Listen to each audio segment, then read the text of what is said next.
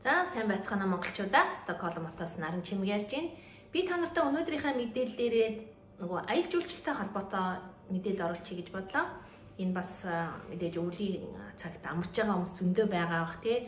Тэгээд энэ амралтаараа гэр бүлэрээ юм уу эсвэл хамт олноороо найз нөхдөөрөө хаа нэгэн газар очиод аялаад амралтаахаа өдрийг тий аядахтаа хөвчлөө өр бүтээлтэй өнгөрөөё гэж бодож байгаа бол энэ миний мэдээлэл бас танд тусалж магадгүй гэдэг үднээс хийж би өөрөө саяхан одоо урд 7 хоногт нөгөө амралтын өдрүүдээрээ одоо Шведийн хамгийн хойд зүгт байдаг Кируна гэдэг газар руу аялаад ирлээ. Тэгээд энэ аялсан туршлагаасаа буюу те юуг одоо анхаарвал зүгээр үү те юу бэлдэж явах ёстой гэдэг ч юм уу эсвэл тээврийн хэрэгслүүдүүд ямар хэрэгслүүдээр явбал зүгээр вэ гэдэг талаарх ерөөхдөө тийшээ явхад хэрэгцээтэй гэсэн мэдээллүүдийг өөрийнхөө олж мэдсэн туршлагаасаа танартай хуваалцъя гэж бодлоо. Тэгээ би болохоор тийшээ явахдаа ерөөсөө амралтын өдрүүдээр яваад ирсэн тийм ээ. 4-р 5-р яваад буцаад бүтээсээ өдрөө ирсэн. Амралтын өдөр викендэр ясаа хийгээд ирсэн. Тэгээд хамгийн гол чухал зүйл маань юу вэ гэхээр би тийшээ явдаг нь ямар ч тайм гэхээр ерөнхийдөө нэг туйлын туяа үзчихье гэж бодсон байхгүй юу. Тэгээд тэгсэн тийм учраас бас нэг гол зорилго маань тийм байсан. За тэгээд энээсээ эхлэхээс өмнө хэдүүлээ Кируна болохоор ерөнхийдөө Шведийн хамгийн хойд зүгт байдаг тийм ээ. Маш их нөгөө цас ундаг. Шведийн ер нь хойд талтай мөлий ойрхон юм. Тэгэхээр ерөнхийдөө тэдний газар нутаг нь болохоор тийм ээ яг тэр хэсгийн газар нутаг гэдэг хэдэн метр квадрат гэхээр 1653 метр квадрат талбайтай. Хүн амынх нь хэмжээ болохоор 2019 оны 9 сарын статистикийн нөгөө судалгаагаар гаргаж ирснээр болохоор 22906 хүн амтай гэж байж илээ. Хамгийн анх эхэлж нөгөө энэ хотыг бий болох үндсийн тавьсан нь болохоор 1900 онд тавигдсан юм байлээ. Тэгээд одоо орон нутгийнхаа хэмжээнд бол тийм ээ ер нь хаана хариалагддаг гэхээр Лапланд хамаарлалтай байгаа байхгүй юу. Тэгээд энэ хотын бас нэг хамгийн оршин тогтнох буюу үндсэн суурь тавигдах гол зүйл нь юу вэ гэхээр тэнцээ хөдрийн уурхай байдаг. Хөдрийн уурхай дээр үндэслэж тэнцээ ихэнх хүмүүс нь тэр уурхайд ажилладаг ийм хот байгаа байхгүй юу. Тэрнээсээ хөдрийн уурханаас салбарлаад өшөө охин компаниуд бол зөндөө бий л дээ. Тэгээд мөн өөр бас нэг зүйл нь юу вэ гэхээр тэнд нөгөө мөсөн буудал ээж байдаг. Мөсөн хотел тийм ээ. Тэгээд тэр нь ингээд маш гоё үзэсгэлэнтэйгээр тэр ийм баримлуу тийм мөсөр хийчихсэн баримлууд байдаг. Тэр нь маш үзэсгэлэнтэй гоё. Тэгээд миний явсан зорилго болохоор тэр мөсөн буудалтаа ер нь хонж үзье тий. Мөн туйлын туяа үзье гэж явсан. Тэгсэн чинь туйлын туяагаа харамсалтай үзэж чадаагүй. Мөсөн буудалтаа бол хонж үзсэн. Тэр бол маш гайхамшигтай байсан. Тэгээд тийшээ явхад одоо анхаарах зүйлүүд нь юу юм бэ гэхээр тээврийн хэрэгслүүдийг дээр болохоор одоо шөнийн унтлагын галт тэргээ эсвэл онгоцоор ингэж нисэх юм боломжтой юм лээ. Би нөгөө эхнийхээ үед болохоор би тэр шөнийн унтлагын галт тэргээрээс явж үзээгүй. Тэгээд мэдээж нөгөө тэр урт замаар бас ингээд нөгөө гой байгаль энэ тэр одоо удаан хугацаагаар хараад явах юм чинь тэгээ бас олоодоо явж байгаа болохоор эртнүүдтэйгээ ингээд гэр бүлээрээ явж байгаа болохоор хөвгчлээ гоё байх гэд бодоод захиалсан байсан. Тэгсэн чинь юуг анхаарах хэрэгтэй байсан бэ гэхээр хамгийн нүдээр тийшээ явхад та хамгийн нэгдүгээр юуг анхаарах хэрэгтэй вэ гэхээр цаг агаараа маш сайн харах нь маш чухал юм байлээ. Хэрвээ та туйлын туяаг бас үзчихье гэж байгаа бол тийм ээ. Тэгэхээр тэнд очиход хүмүүсийн зөвлөж байгаа нь юу вэ гэхээр туйлын туяаг үзхийн тулд тэ цаг агаарыг маш сайн харж явах хэрэгтэй. Яг уу гэхээр тэнгэр нөгөө ямар ч үйлгүй цэлмэг байж явах хэрэгтэй. Тэгээд хүүтэн байх хэрэгтэй гэж. Тэгсэн тохиолдолд тэр туйлын туяа нэг гоё харагддаг гэж хэлээ. Миний яг явдаг 7 хоногийн маань урдны 7 хоногт тэр туйлын туяа бол маш их гарсан. Яг тэр тэнгэр нь аюу гоё цэлмэг байсан учраас тэнцээс хүмүүс аюу хамжилттай зураг аваад нөгөө тэр туйлын туяагаа сайн харж идсэн. Угаасаа би ингээд нөгөө фейсбүүкээр нөгөө нийтийн сүлжээгээр мэдээлэл сүлжээг харахаар туйлын туяагийн зураг тавьж байгаа хүмүүс маш их байсан байхгүй юу. Одоо би нэг тэр группт нь байдаг. Тэгээд тэгсэн чинь нөгөө миний яг жоохон азгүй тохиолдол гараад азгүй байсан л да. За яг азгүйч гэж явах уу тий. Яг энэ удаа тараагүй дараа удаа бас үзэж болох юм чи. Тэгээд миний яг явах 7 хоногийн өдрүүд болохоор маш их цас унчихсан. Тэгээд тэр ятгаа би нөгөө ингээд вагоныхаа билетийг захиалсан байсан чинь нөгөө цаасыг унснаас болоод галт тэрэг маань цуслагдсан. явах болсон. Нөгөө хэдрхийг цастаа олчихоо. Тэгэхээр одоо яалтчгүй бага явах олчиж байгаа юм чинь онгоцны билет авч байгаа. Тэгээ онгоцоор ницээд яваад гэсэн. Тэгээд яг хуу галт эргээр явна гэвэл 5 дахьтаа олоодаа явж хөвчлөө. Тэгээд тэр урт замыг хамтаа туулаад явчих юм тийм ээ. Тэгээ бас сонирхолтой штэ ямар ч тийм нөгөө шөнийн унтлагын богонд явж үзээгүй бол тийм ээ. Миний хувьд бол нөгөө ээжтэй шайлт явах дандаа нисчихсэн нөхөс тийм унтлагын богоноор явж үзээгүй учраас Монголдод явж үзсэн л дээ. Энд ирээд Швед ирээд ерөөсөө тэгж үзээг болохоор ямар сонирхоод явъя гэж үзээгээ захиалсан. Тэгээ угаасаа бас нөгөө онгоцны билетнээс хамаагүй арай хямд байсан учраас. Тэгсэн чинь нөгөө цуслагдсан. Тэгэхээр миний зөвлөх гээд байгаа юу вэ гэхээр та тийш явахдаа нөгөө одоо буудлаа буян булан тийм ээ нөгөө тэрвэрийн хэрэгслийн билетийг захиалахдаа уян хатангаар захиалаарай. Ягаад гэхээр нөгөө магадгүй цаг агаараас сайн харахгүй бол тийм ээ нөгөө цаг агаараас болоод таны нөгөө явах билет чинь цуслагдчихвал та буцаагаа тэр нөгөө хатуу нөхцлөөр авчихаар чинь буцаагаа та мөнгө олж авч чадахгүй ийм хүндэлд учрах юм байдаг шүү. Тийм учраас одоо жоохон нэмэгдэл 200 байна 300 крон ч юм уу тий 500 крон дотор байгаа нэмэгдэл тэр уян хатантаа гарна билет аваарай гэж зөвлөх байна. Тэгээд бүр нэг одоо маш хурдан тийм ээ өөрт чинь маш их 5 тухтаа санагдвал онгоцоор явах юм бол онгоцоор ерөөсөө цаг 30 минут Стокгольмоос шүү. Би өөр хотуудаас мэдэхгүй байна. Стокгольмоос Германаар очиход ерөөсөө саасын нийслэл явдаг юм бэлээ. Саасаар ерөөсөө цаг 30 минут нисэл орчих юм бэлээ. Айгу амархан. Вагоноор одоо шөнийн тэр унтлахны вагон шөнийн унтлахны би болохоор шөнийн унтлахны вагоноор захиалсан байсан. Энд чи Стокгольмоос 18 цагийн үед вагондоо суугаад Германад өглөө 9 өнгөрөөгд буухаар ийм одоо хуваартай юм бэлээ. Гэтэ өдрийн цагаар бас явах болох галт хэрэг байдаг юм бэлээ. Би болохоор зүгээр тэгтээ тэг 15 цаг явах юм чи ингээд шөнийхөө унтаад явсан дээр гэж бодоод бусад вагон зарим нь нөгөө ингээд буугаад солих тийм ээ одоо 2 удаа солих, 1 удаа солих юм вагонууд илээ. Тэгэхээр би тэрийн цааныг ерөөсөө шууд тэрний явсаар хагаад вагоноо солихгүйгээр явсаар хагаад очих тийм шөнийн тийм унтлагын өрөөтөө вагон байсан. Тэрийг захиалсан. Тэр нь болохоор хамгийн дээдлийн хэмжээнд 6 хүн тийтэй хамт тэр вагонд унтаад явах тийм зорилттой юм бэлээ. Тэгээ би харамсалтай вагонд сууж явж чадаагүй. Онгоцоор нисчээд хүрээд ирсэн. Онгоцоор бол маш амархан очиод буугаад би 5 дахь өдрөө нөгөө очиод буудлаа бас би нөгөө эн чин тээврийн маань хэрэгсэл маань явхаа болчхоор тийм ээ буудлаа очиж чадахгүй болж байна. Тэгэхээр чин буудлаа бас буцаах шаардлага гарна да. Тэгэхэд бас буудлаа бас нөгөө тийм уян хатантаа захиалах нь зүгээр юм бэлээ. Тэгээд хэрвээ та буудлаа уян хатан нөгөө цуцлах тийм нөгөө захиалчих юм бол хэрвээ та ямар ч заримдаа нөгөө онгоц ч гэсэн маш их цагаагаар муу байвал явхаа нисгээ болчдөг шүү дээ. Тэгхийн бол нөгөө та буцаагаад буудлынхаа мөнгөийг авч чадахгүй хүндэрд учрах тийм эрсдэл байгаа юм байлээ. Тийм учраас та захиалга хийхдээ аль нь заавал нөгөө уянгаар нь захиалгануудаа хийгэрэй гэж зөвлөх байна. Тэгээд би нөгөө эхнийхээ өдөр 5 өчсөн өдрөө тий 5 дахь өдрөө нөгөө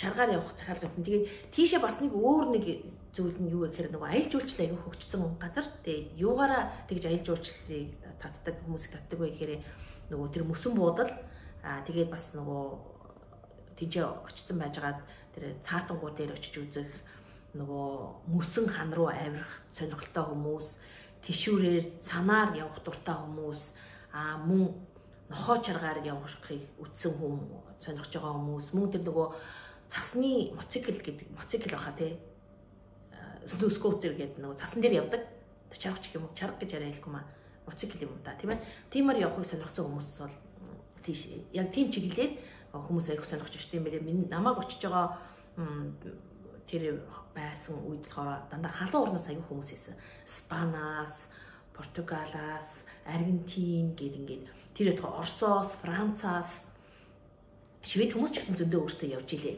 Тэгээд дандаа тэр нөгөө ийм гэр бүлэрээ, найз нөхдөөрөө тийм ингээ багаараа явж байгаа хүмүүс илээ.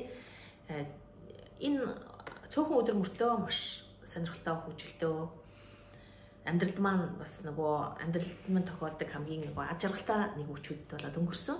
Тэгээд би нөгөө буудлаа захиалгахдаа яасан бэ гэхээр нэг өдөр мөсөн буудалд нь нэг өдөр дулаан буудалд нь хонохоор ийм захиалгыг өгсөн байсан. Мөсөн буудлыг болохоор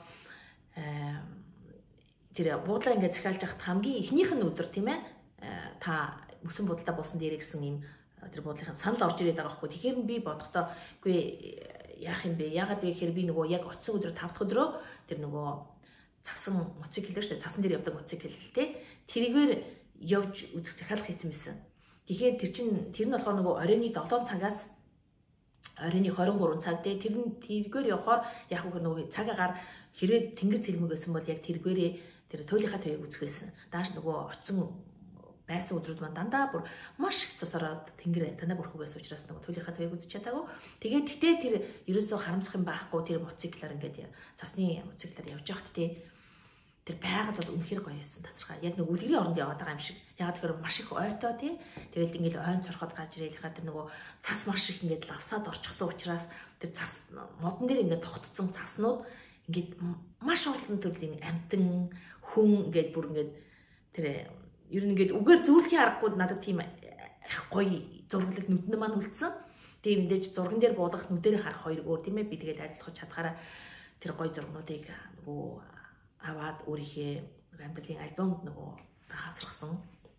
Тэгээ энэ удаа бол би та нартаас тэр нөгөө зургнуудыг бас ингээд үзүүлж чадахгүй. Хэрвээ та миний нөгөө Facebook юм уу тийм ээ Facebook руу ороод харвал миний тэр Facebook дээр тодорхой хэмжээний зургнууд тавигдсан байгаа. Тэрийг хараарай гэж хэлэх байна. Тэгээд тийм мөсөн буудалдаа хон гээд тэгээд исэн чинь ерөөсөө тэгж би болохоор за ингээд чаргаар явчих юм чинь бишээ тэр мотоциклээр явах юм чинь даардаад ирэхээр хүүтэн буудалд буухаар чинь жоох хэцүү байх гэж бодоод эхний өдөр нь дулаан буудалдаа захиалаад дараагийн өдөр нөгөө мөсөн буудлаа захиалсан байхгүй. Тэгсэн чи тэг шаардлага байхгүйсэн мэт яхад тэгэхээр явж ирчээ те. Тэгээд тэр явж явахт заяа тэр чинь нөгөө тодорхой хэмжээний бас нэг хүний ингээд нөгөө тэр чаргыг хэрэглэж байгаа үн орно штэ. Тэрэндээ болохоор нөгөө оройны хоол нь орчихсан байсан юм байлээ. Орчдөг юм байлээ. Яг хөхөр тэр нөгөө чаргаар ингээд тэр ой модцоод тэр бүх гоё юм үзэж явчаад дахиад нэг юм жижигхэн оо жижигхэн байшин байгаа. Манайхаар бол байшин тий. Эднийхаар бол студио гэж хэлдэг тийм байшинд ороод дахиад доторхын нөгөө яг ингээд тэр цаатнуудын байрладаг урц шиг ингээд доторхын бөөрингээр хийчихсэн. Тэгээд тэнцээ орохоор хөдөлөө тийшээ ор нөгөө мэдээж мотоцикл ярихаар тодорхой хэмжээний хүүтэн байгаа тийм ээ. Хүүтэн ороод нөгөө байглаасаа түүсэн ансыг хандлаад нөгөө ундаа ичгсэн халуун ундаа ансны халуун хан тэрийг ууж байгаа. Тэгээд бас дахиад нөгөө цаа бугныхаа махаар хийчихсэн шүл гүляш идрээр нөгөө одоо тэр орой холдонд орж байгаа байхгүй. Тэгээд айгүй гоё байсан. Тэгээд тэнцээ нөгөө маш их түүхүүдийн яриад ингээд хаа чин ингээд шал өөр орчинд гоё байсан. Тэгээд тэрийгээрээ нөгөө буцаад тэнцэнэ одоо ингээд хоолож амарчгаад тийм ээ. Буцаад нөгөө бодол руу гарч байгаа юм л да. Тэгтээ ирэхээр нөгөө шууд саунд ингээд нөгөө саун угаасаа тэнцээ нээлттэй л байж идэг тий. Тэгээд тэр саунд орчоод дулаацчаад одоо сайхан халчаад мөсөн бодолдоо ороод тодоход бол ерөөсөн ямар ч хүндрэл байхгүйсэн билий. Би болохоор тэгнэ гэж бодоагүй. Тэгээд одоо бодолдоо булаацсан чинь жоохон дэмий байсан. Тэгээ маргааш өдөр нь болохоор бас нохоо чаргаар тий ингээд зөндөө олон одоо хийх зүйл байгаа юм л да. Тэрийг анх тэгээд буудлаа захиалахдаа та нар тэрийг ингээд ороод альбоор нь явж зүмээр тий цаатангууд дээр очих тэгээд нөгөө буг цаа буг байгаа газрууд дээр очих ингээд айгүй олон зүйл байгаа. Тэдээс та өөрөө нөгөө өөрийнхөө сонирхож байгаа зүйлээ сонирхчаараа. Тэр харин цасан дээр явдаг одоо мотоцикл шүү тий. Би одоо мотоцикл гэж хэлж байна. Монгол үг нь болохгүй. Тэргээр ингэж явхад харин жолооны үнэлэх хэрэгтэй юм байл шүү. Жолооны үнэлэхгүй бол нөгөө тэр чинь жолоодох хэрэг байхгүй. Яг уу нөгөө цар тахлаас одоо уг нь нэг нь жолооддог бол тий нэг нь артлаар нь сундлаад ингээд зохицуулж болох юм байлээ. Тэгтээ нөгөө цар тахлаас болоод хүний ард сундалж болохгүй гэсэн бас тийм зүйл байлээ. Гэр бүлийн хүмүүс бол мэдээж нөгөө их нэрэн ч юм уу нөхөн ч юм уу хин жолоодг нь урталтаа суугаад жолоочод артлан сундалдаад явах тий. Бүр нөгөө жолоо барьж чадахгүй илүү гараад байвал нөгөө хүүхдээ хүмүүс бас явж илээ. Хүүхдээ хүмүүс яг үхээр нэг юм арталт нь тэр юуныхаа артлаас чирдэг чаргатай байлээ. Ингээ битүү одоо гатналын бүтээц уртал нөгөө ингээд шилэн шилэн чирцэлдод тий нөгөө харагддаг. Тэгээ тийм чарган дээр хүүхдээ нөгөө артлаасаа бас чирчиж болох юм байлээ. Ингээд зохицуулчих юм. Тэгээд тэр чаргаар явхад нөгөө даарна гэх бас нэг тийм амар даарах тийм зүйл өгт байхгүй. Яг тэгэхээр тэнцээ явхдаа зориултын юм комбинзон мөн ингээд гутал бэли нөгөө хамгаалтын малгай дээрээр цаанаас нь өгчдөг юм байлээ. Тэгээд тэрийгээ хийгээл яваад өгөн. Тэр бол надад бол гайхамшигтай байсан.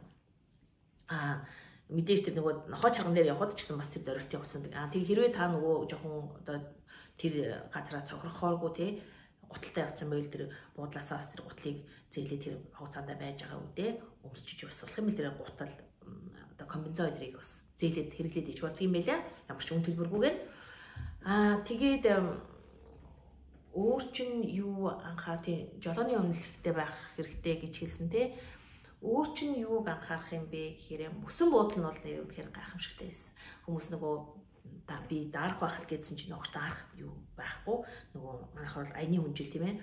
Эднийхээ нөгөө соус сек гэж ярьдаг дотор нь ороод унтчихдаг тий. Тэгэхээр малгай өгвөл тэр юм аяныхаа хүнжид ороод унтчих юм бэлээ. Тэр нөгөө 30 хэмд 30 градус хас 30 градусд хэргэлдэг тийм аяны хүнжилээсэн. Тэгээд тийм чинь намайг очиход нэг 15 16 25 20 байсан уу градус тийм хүүтэн байсан тий. Тэгээд тэр ингээл гэрлээ тэр ингээ амар гоё баримлууд мөсөр хийцэн баримлуудтай өрөөнд чи ингээ ороод байгаа. Гэрэл унтраасан ч гэсэн яг ингээд нөгөө тааз маань шууд нөгөө мөс цасаар хийцэн байгаа болохоор ингээд нөгөө цас гялтганаал тий ингээд ер нь нэг үлгэрийн ордноор яваад байгаа юм шиг надад тийм гоё мэдрэмж төрсөн. Тэгээд ер нь ингээд гэр бүлэрээ тий хамтдаа сайхан өнгөрөө нэг амралтынхаа өдрийг гэх юм бол тэг хүүхдийн хувьд бол тэнцээ нэг 4 5 та хүүхдээ дагуулад явж байгаа хүмүүс байлээ. Тэгтээ яг зөвхөн миний өөрийн манд бодсон юу гэхээр нэг 6 7 тоо ч юм уу хүүхдүүд бол арай дээр юм уу гэж санагдсан. Тэгтээ тэр угаасаа нэг дулаан хуц өмсөд тэр энэ дээр ах нэг бас нэг чанарын ялгаа байхгүй мөлий. Хэрвээ та хүсвэл хүүтэн буудал тонохгүй даарна гэж үзэх юм бол зөвхөн дулаан будлаач гэсэн бас захиалчиж бас болох юм байлээ. Энийг болохоор та нарт өөртөө нөгөө ороод харчих тий. Тэгээд тэр яг үхээр та нар Google-ээр ороод тэр буудлаа хар тийм ээ. Ice Hotel гэж биччихгүй тийм ээ. icehotel.c гэж бичгээр угаасаа нөгөө юугаар гараад ирнэ. Ингээд нөгөө англиар Ice Hotel гэж биччих заяа. Тийм тэгээд бичгээр нөгөө тэр буудлынх нь бүх үйлдэлгээ үн тэр бүх зүйлүүд гараад ирнэ. Тэгэхээр хэрвээ та нөгөө явахдаа тээврийн хэрэгслээд галт тэргээр юм уусгал онгоцоор гэдгийг арай эртхэн захиалвал бас нөгөө үнэн бас арай жоохон хямдхан байна шүү дээ тийм ээ. Яг цагийн тулгч юм бол тэр болсон нэлээх өргөн үнэтэй. Яг нөгөө ялгаа нь бол та галт тэргээр явбал арай хямд тийм ээ. Нөгөө одоо баг тал мөнгөө хэмнээд тийм ээ. Тэр хэмж байгаа тал мөнгөөрөө онгоцны зарлаас тийм ээ. Тал хэмж байгаа мөнгөөрөө тэр чинь очиод тэр одоо нохоо чаргаар явах ч юм уу тэр уцыг дараа явах мөсгөл цаатан өдөр очих тэр зүйлүүдийг нөхөө мөнгөнд төлчих болохоор бас химнийг юу тийм зүйл байх юм байлээ. Тэгээ ер нь бол нөгөө маш гайхамшигтай нэг удаа яваад үзэхэд тэгээд харин анхаарах зүйл нь цаг агаараа хамгийн нэгдүгээр анхаараараа нөгөө цасгүй үйл одоо цас сороогүй тохиолдолд тэнгэр нөгөө цэлмэг байхаар та бүсэн буудлаач үз чинь мөн нөгөө туулийн туяагач бас үзчих байхгүй юу. Тэгэхээр цаг агаараа сайн харж агаад юмнуудаа захиалаад явуул маш гоё юм бэлээ гэж та нарт хэлэх байна. За тэгээд та нарт жоохон ч гэсэн мэдээлэл болох байх гэж бодож байна. Гэр бүлэрээ муу хамт олноороо найз нөхдөөрөө нэг цагийг 100 төгрөг гэвэл тийш яваад үзээрэй гэж зөвлөх байна. За тэгээд миний намайг анхаарал тавьж сонссонд маш их баярлалаа. Хэрвээ миний бичлэг таалагдчихвэл та миний бичлэгийн доор subscribe хийгээрэй. Тэгвэл миний урд нь тавигдсан бичлэгүүдийг та бас нэмээд нөхөд үзэж болно. Мөн дараагийнх нь яг тавьж байгаа цаг мөчид цаг алдахгүй та аваад үзэж болох юм аа. Тэгээд мөн лайк, шеэр хийгээрэй. Мөн та доор нь комментарид бас бичиж болно шүү дээ. За тэгээд анхаарал тавьсанд маш их баярлалаа. Дараагийн бичлэг хүртэл баяр таа.